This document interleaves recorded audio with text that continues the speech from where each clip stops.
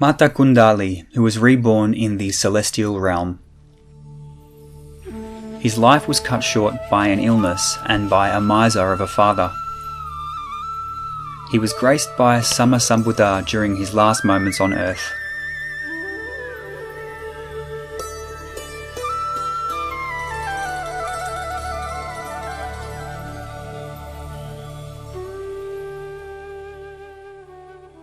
The millionaire, Adinya Pubaka, which means never giving anything to anyone first, lived in the city of Sawati. He was an extremely miserly person. For his only son's earrings, he spared all expenses by fashioning them from a gold ingot himself. These very plain earrings were the reason the young man was called Matthakundali.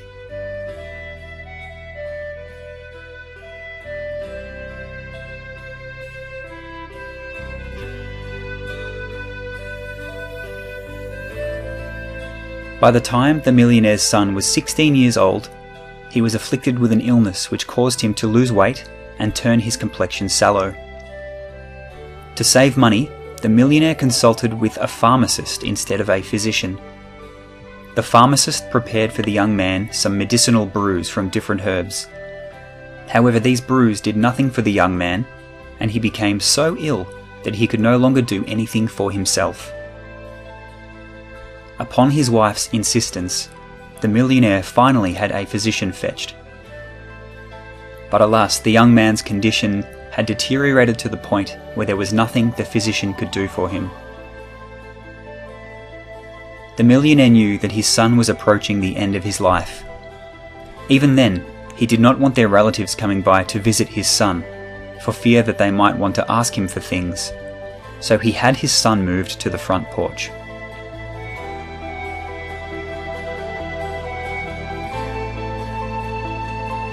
Sammasambuddha knew with his supernormal insight that the millionaire and his son possessed sufficient accumulated punya to attain the path and fruit of nibbana.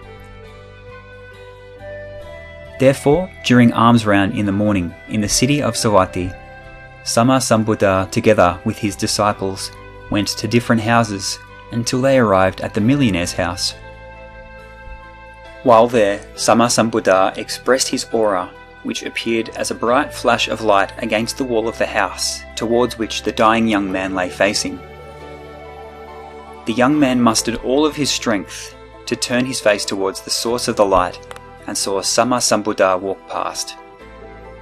He lamented to himself, "My father has wrong view, and as a result, I was never able to accumulate punya or listen to Sammasambuddha's Dhamma lectures, despite the fact that we lived not too far from the temple. And now I don't even have enough strength to pay homage to Sammasambuddha." With heartfelt faith, the young man kept his eyes on Sammasambuddha until he was out of sight. That was also the moment that he breathed his last. The young man was instantly reborn in the celestial realm of Tawatimsa.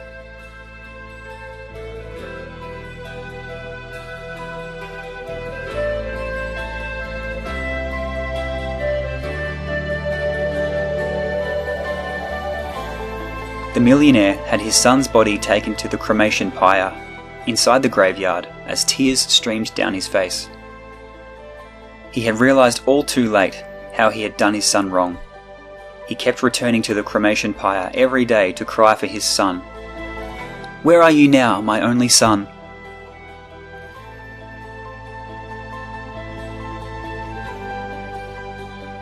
The first thing the new celestial being did was to consider the reason for his rebirth in the celestial realm, and the reason for his great celestial wealth.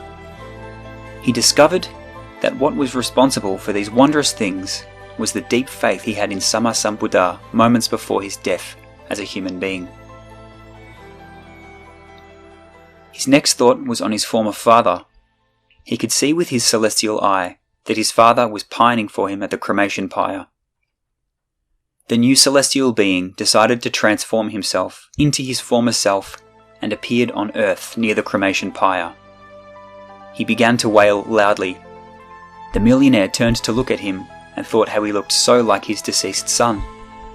He also wondered why the young man was wailing so. He approached the young man and remarked how he looked and dressed just like his late son. "What can be causing you to wail so? What is troubling you?" The young man said. "I am crying because I have a vehicle made of gold, but I can't find any wheels to fit it." The millionaire felt a fatherly love for the young man and said to him, "Tell me what kind of wheels you want, and I will find them for you." The young man thought to himself, "When I was ill, you couldn't be bothered to buy me any medicine." So he said to the millionaire, "I want my wheels to be made of the sun and the moon. Please fetch them for me." The millionaire said, "Don't be silly, that's impossible."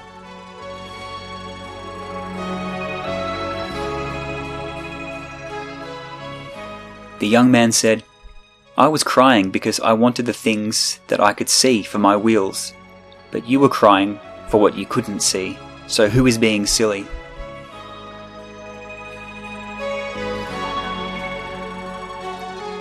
Upon hearing the young man's comment, the millionaire's grief simply dissolved away. He looked upon the young man with admiration and wanted to know who he was.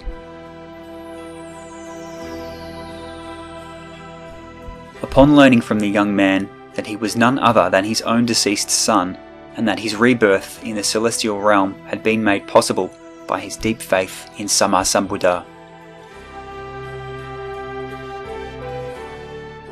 At this point, the millionaire was ready to listen to what else the celestial being had to say.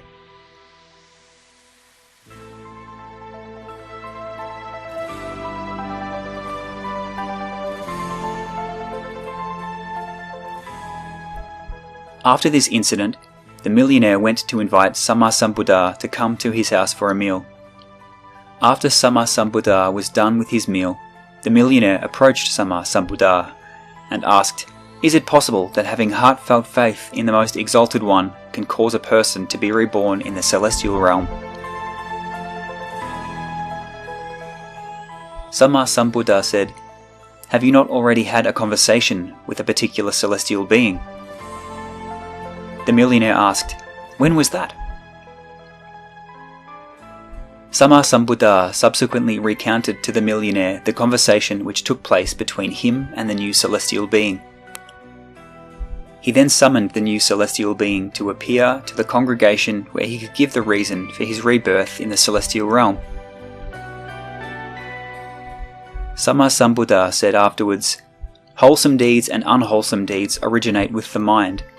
Wholesome deeds performed with a bright and clear mind will follow the person like a shadow to the celestial realm."